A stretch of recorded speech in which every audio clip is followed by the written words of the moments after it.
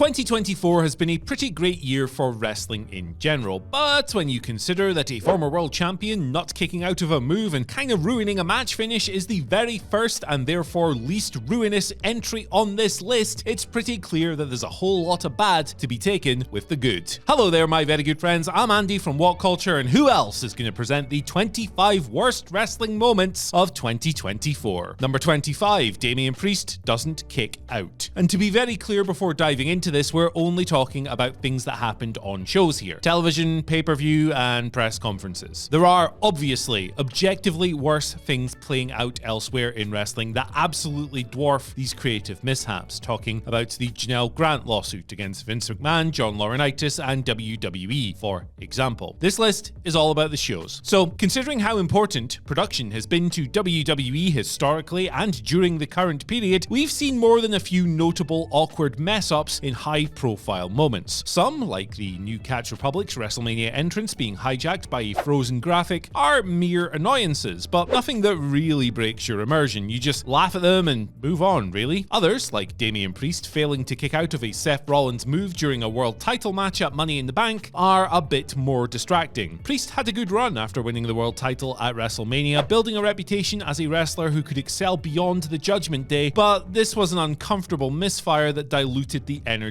in the building. In Priest's own words, however, "I'm okay, everything's fine," and the story continues. We all moved on from this, but it was pretty awkward on the night. Number 24, Callis family confusion. Another seemingly indistinct angle this may have been, but Don Callis kicking Will Ospreay from his family for the second time after Will had already amicably walked away was an irritating indictment of how little attention is still being paid to many AEW stories. Suspension of disbelief is as vital as ever in wrestling, but the last thing any promotion wants to do is for a fan to sit forward Leo DiCaprio meme style, spotting something they shouldn't. And this unforced error ended up overcomplicating the Ricochet and Konosuke Takeshita freeway, which had already been arrived at by a controversial non-finish a few weeks earlier. Callis rebadged the family once again in the wake of Takeshita defeating Ospreay at WrestleDream. For better or worse, this may be the stable's last incarnation. After disposing of both Kenny Omega and Will Ospreay in constant pursuit of the next corruptible figure, Dirty Dawn might have a chance to pick up steam once again. Number 23, Seth Rollins versus Jinder Mahal. Although people who have made hating AEW their key personality trait would never admit it, Triple H has never been shy of slinging mud as part of the Great American Wrestling Culture War of the 2020s. But even Paul Levesque seemingly took a break from careful plotting and scheming and took leave of his senses when he booked Seth Rollins to face Jinder Mahal for the World Bloody title on the 15th of January episode of Raw. The match was a product of online beefing, at least to a degree. AEW chief Tony Khan had used Mahal getting a World Heavyweight title shot at Seth Rollins as an example of WWE's shortcut booking not receiving the same degree of rage to which he'd noticed Hook was receiving when he was booked to face AEW champion Samoa Joe. Tony was pointing out what he believed was a double standard. This inadvertently elevated the stakes of Jinder versus Rollins from being a throwaway TV match to a contest in which some people genuinely believed that WWE might spite book Mahal to win the belt. It didn't happen, of course, but the match suddenly took on an entirely different and pointless shape. Rollins got injured, almost ruling him out of his crucial role he'd end up playing at WrestleMania, and the whole thing was a lame self-own at minimum and a near disaster at worst. Number 22, Triple H's Royal Rumbles. Triple H has managed to prove many of his critics wrong since taking over creative when his father-in-law resigned in disgrace in 2022. But his record is far from spotless, and 2024 brought about two more examples of a stipulation that he simply cannot crack. The game, so far, has not been able to book a perfect Royal Rumble, despite having more over wrestlers with the crowd than at any other time in WWE history since Triple H himself was a main eventer 2.5 decades earlier. Paul Levesque seemingly can't executively produce the January Classic in the same way he evidently can with several weeks of TV. The Rumbles lack spice and sparkle, save for the stuff he is good at, the money moments. This year, CM Punk and Cody Rhodes teased a classic within the contest's closing moments, in the same way that Gunther and Cody had 1 year prior. But the women's match, much like the division at large over the past couple of years, went woefully underserved. Jordynne Grace and Jade Cargill were lone highlights, and this was pretty telling for how much punch the rank and file from the division were able to offer. Grace in particular looked like she was wrestling at a completely different speed and pedigree to everyone else in the match. And in general, Triple H's Royal Rumbles just haven't hit those highs. Here's hoping this changes as we roll into 2025. Number 21. 1, Copeland's rah-rah speech. In yet another case of AEW trying in vain to wave away the spectre of CM Punk, Adam Copeland's April 2024 rah-rah speech came as a result, or was at least indirectly linked, to CM Punk offering some rather incendiary comments about the challenger brand's viability as a business. Punk's interview with Ariel Helwani predictably generated weeks of debate and discussion about, well, pretty much everything he touched upon, and a couple of the points were enough for people within AEW to address them on camera. On the last Dynamite before WrestleMania, that's a weird sentence, I know, Copeland asked for and was given microphone time to profess his earnest love for the challenger brand and everything it had to offer. Unfortunately, and to no real fault of Copeland, it felt forced, and by the end of quite a weak edition of the flagship show, lacking in visible merit. The soul of AEW has been fought for more times than the international title has in 2024. Copeland was smiling and growling his way through words that merely echoed greatness, rather than personified it. Number 20, Bayley versus Nia Jax. Bayley and Nia Jax had a pretty good match at SummerSlam, boasting an exciting ending and a title change. Jax winning the WWE Women's Championship felt like the company meritocracy being restored, once again gracefully coinciding with some long-term storytelling. It was a real case of a character getting over, putting in the work to stay there, and being rewarded for it. They also, Bayley and Nia, had what consider many to be Jax's best ever match at TakeOver London back in 2015. Nearly a decade on, and with all the right experience in all the right ways about how to maximize their minutes, there wasn't much concern about how Bayley and Nia would do at Bad Blood, but the confidence was misplaced. Realistically, Nia's worst match since her surprisingly successful return and one of Bayley's lamest pay-per-view efforts ever, the two had clear chemistry issues throughout and were a little too ambitious with some particular spots, most notably Nia Hurricane Ranaing out of a Bayley powerbomb, which looked very clunky indeed. It wasn't great stuff from two proven pros at this stage. Sometimes the attempt is worth applauding, but as one of several stumbles in that clash, that spot set and secured the tone as a very negative one. Speaking of negative tones, here's Chris Jericho. Number 19, Big Bill joins the learning tree. There wasn't a lot to love about AEW in late 2023, but the rise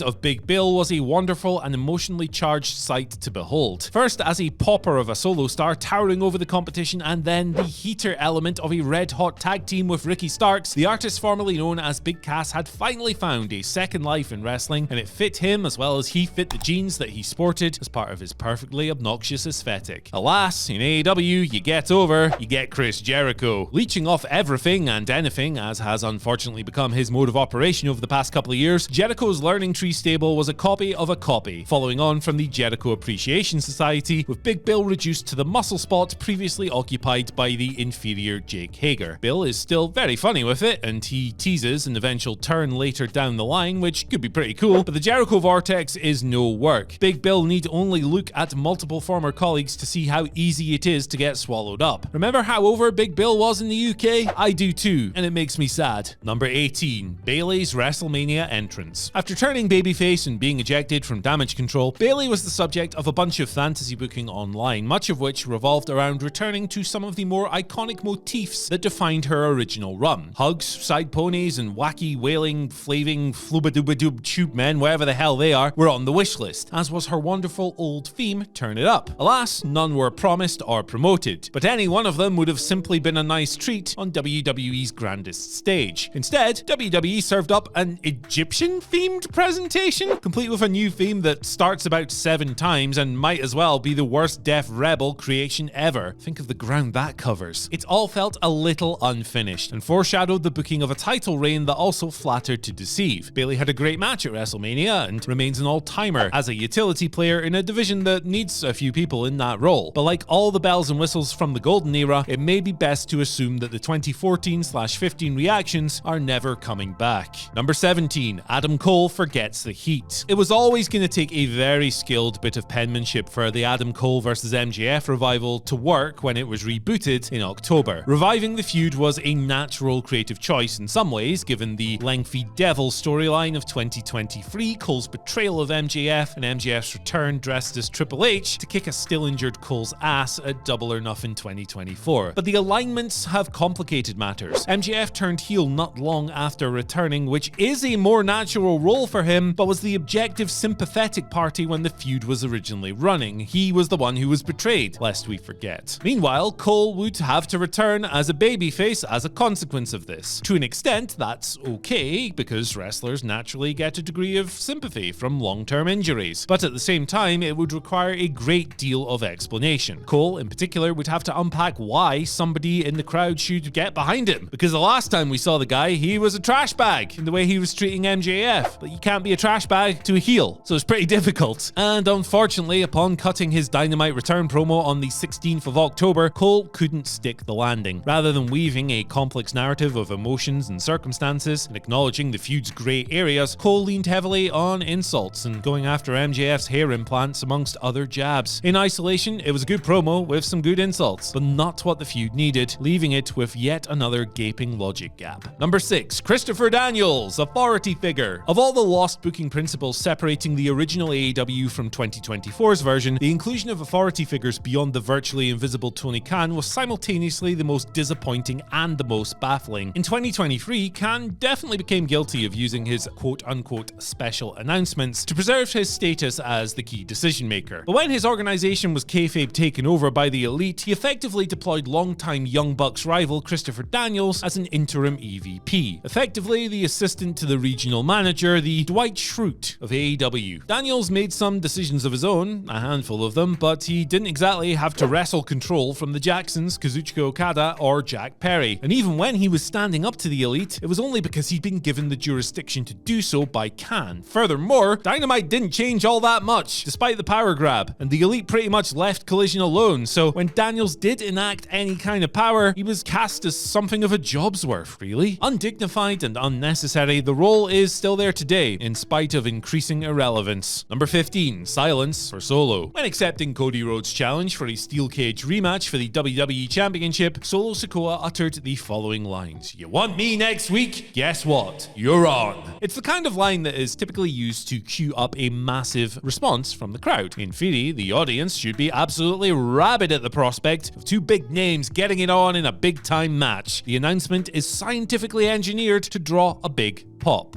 Draw a big pop, it did not. This was bleak on two counts. Number one, in 2024, everything in WWE gets a pop, apart from Karrion Kross. For Solo to fall short of that mark was a damning indictment considering the star power of the man he was speaking to. And number two, this specific anti-pop spoke louder than any of the heckles about the poor quality of their SummerSlam main event before Roman Reigns made his return. He is an in-character fraud that is trying to force to take what he hasn't earned. Here, the lines between fiction and reality were blurred to a troubling degree. Number 4. Rhea Ripley versus Liv Morgan at Bad Blood. In late 2024, WWE started adding closing credits to their shows. Predictably, Paul Levesque raced to the very front of the line to get his name out there, rather than the hundreds and hundreds of largely unknown people it takes to put together a single WWE show in 2024. Watch any episode right now and you'll see it right there at the end. Paul Levesque, executive producer. And if he's going to take the credit for the good stuff, then he can also take the heat for the bad stuff as well, including the finish of Liv Morgan versus Rhea Ripley at Bad Blood, which left Rhea, Liv, and Raquel Rodriguez all looking a bit silly. The finish called for Rodriguez to attack Ripley and allow Morgan to score yet another win over her. Instead, the run-in ended up taking place in full view of the referee, and the confused wrestlers staged a phantom pinfall finish over the top of the disqualification that had already been called. The referee in these situations, lest we forget, is told to call them like a shoot. Raquel in particular looked furious and or bewildered at what had happened, and Morgan not winning was less than ideal considering the impending direction of the story. Number 13. Billy Gunn versus Jay White. A sublime to ridiculous series of days for Jay White in October summed up how up and down his AEW career has been thus far, but the disruptive elements that befell his Dynamite main event with Christian Cage weren't even the most bewildering of his 2024. These occurred in what was basically a protracted squash match against Billy Gunn on the 3rd of April episode of Dynamite. Despite the age gap between the two and a dynamic that probably should have found god-tier devious heel White strategically destroying the aged veteran, the story was instead that Gunn was so massive and tough that Jay White could only run around and cheat and cheat and cheat and cheat if he was to even stand a chance against the big man, even though Billy Gunn's pretty old, guys. It looks great, but come on. A one-sided beatdown more than anything resembling a contest, it came to a merciful end when Switchblade yet again ran away and then cheated. He drew a disqualification with a low blow, having hid behind Colton and Austin Gunn to avoid any more of Billy's wrath. It wasn't just one of the worst moments of the year, it was one of the weirdest as as well. Number 12, CM Punk gets injured. CM Punk is still such a polarizing figure that when he was injured in the Royal Rumble, some people saw that as some kind of grim karmic retribution. The ink on his contract was still as wet as some of the tears on those same fans' pillows when he proceeded to play his part in one of WWE's best feuds of the year with Drew McIntyre, despite being injured for half of it. But the Rumble tricep tear was an emotion and literal body blow all the same. Bouncing back from injuries that, amongst other things, blighted the tail end of his AEW run, Punk and his devoted followers wanted a WWE run that could take him from the iconic Survivor Series comeback all the way to the WrestleMania main event, the one that he so desperately craved last time around. And after that, it just wasn't meant to be. Drew McIntyre probably didn't pray for that, but he most certainly would have been more than happy with the rest of the outcomes from a hugely prosperous 2024. Number 11, MXM gets fooled by Billy Gunn. Oh goody, it's time to talk about Billy Gunn again, but this was a bad segment that made idiots of everyone involved, and fools of the fans that dared to invest. The reveal that MXM Collection's model friend Hans was actually Billy Gunn was a low light on a bit of a low night, as Grand Slam Collision really went through the motions. Gunn hoodwinked them in an angle that was designed to add heat to the model's ongoing feud with the Acclaimed, but a comedic segment that completely forgot to be funny also failed to generate any further tensions between the teams. To call it lightweight material would be unfair because it wasn't even really material. A distinct lack of punchline beyond making idiots out of characters that are already kind of idiots. This played out to punters that were either bored or tired and gave them nothing to turn the mood around. The loudest and most dedicated fans from Dynamite had already decided to stay for 2 more hours of TV instead of making for the exits like a bunch of people surely did. They deserved better than this, and gosh, I never want to see this again. Number 10, the opposite of a money segment. Chris Jericho and Orange Cassidy's feud in 2020 was a bit of lightweight comedy during AEW's best of times. By Jericho making a literal big splash into a vat of orange juice for the big climactic moment in Mimosa Mayhem, the company certainly couldn't be accused of scrimping on adequate props. That's why, 3 years later and outside of pandemic-related restrictions, there was simply no excuse for how lame Cassidy and Jericho's coins and car stunt was. Dating back to the original story, Jericho was looking for $7,000 in damages to his white jacket. And when Cassidy paid up, he did so in the forms of coins dropped onto a car which, for that week only, we were told was supposed to mean something to the Learning Tree leader, even though it was the first time we'd seen or heard of it. Even well executed, this segment would have felt fake. But well executed, this was not. It turned out that the amount didn't really make enough noise nor damage, nor was the visual remotely impressive or long-lasting. Like the coins themselves, the whole angle fell disappointingly flat. Number 9, Mercedes Moné versus Britt Baker. The bigger the stage, the harder they fall, and there's no better example than a WrestleMania clanger that I will talk about a bit later on. But AEW's version of a big stage dud came in the form of Mercedes versus Britt Baker at All In London. The Wembley crowd were deep into a card that had been booked, promoted, and executed substantially better than the show they were given 1 year before, with the only thing missing by the time they hit the ring being a bit of a stinker. Regrettably, the TBS champion and her challenger produced just that. The matchmaking was theoretically strong in positioning the biggest star AEW's women's division had ever produced, taking on the biggest one it had ever signed. Unfortunately, that story never really materialized in the match. No story did, in fact. This was a perplexing exchange of moves filling a long 17 minutes, but a lack of chemistry and heat resulted in almost none of those moves generating any kind of reaction. Both women needed a banger, and it simply didn't happen. Number 8, and oh boy, here we go, Tony Khan gets physical. Tony Khan has ultimately made almost every mistake a wrestling promoter can make, walked back or broken every unrealistic promise made at AEW's launch, and compromised enough original company values that the AEW of today could never really be what it strove to be on its first day. This isn't to knock Tony specifically, more to highlight the cold realities of capitalism, pro wrestling, and how the two ultimately always coexist at the expense of the art form. And never was all of the above more evident than when TK took a beating too funny to scan as a transgression, and too out of nowhere to generate any real heat beyond the sheer shock of it all. In a moment marking the return of Jack Perry and reintroduction of the Elite as dominating heel authority figures, Khan was punched in the stomach and Meltzer drivered at Daly's place as the devotees looked on. As a non-wrestler, Khan's selling was comedic, completely undercutting the edge the moment needed and slapping a visual signifier on top of a wider business and creative decline. And we'll talk more about the Elite in a little while. Number 7, AEW airs the footage. At some point in 2024, it felt like the past passage of time had finally worked its magic, and everybody had found a way to move on from the acrimonious 2023 exit of CM Punk from AEW. Both sides had been guilty of fanning the flames in the interest of drumming up business or tribalist support, and all the key players being known for having particularly parasocial fans didn't exactly hurt either. It was destined to be a massive story until it wasn't. But as more details crept out, the moves both sides made got more and more pronounced. So much so that CM Punk was happy to tell his version of the events almost in full during an April interview with Ariel Helwani. Those within AEW saw matters differently, had the footage to prove it, and elected to air it in full on air less than 2 weeks later. As a ratings ploy, it was a short-term success, and the move was revealed to be part of the reintroduction of Jack Perry as a new member of the Elite following his scapegoating for the incident. But it also made AEW look like it was either sinking to new lows in the turf war or finding new ones themselves, depending on your outlook. At the time of recording, the optics war is being won by CM Punk following a host of strong angles and matches since his WWE return, and given AEW's overall business decline as well. But this particular battle just made losers out of everyone. Number 6, the Elite Saga fizzles out. The Elite's AEW power grab was at least initially successful in reintroducing Jack Perry after his spat with CM Punk, and also new signing Kazuchika Okada, going back to his Rainmaker roots as a spoiled, bratty, rich heel. But if AEW was to convincingly tell the story of the Elite wresting power from Tony Khan and regaining control of the promotion as villains, the Elites would have to,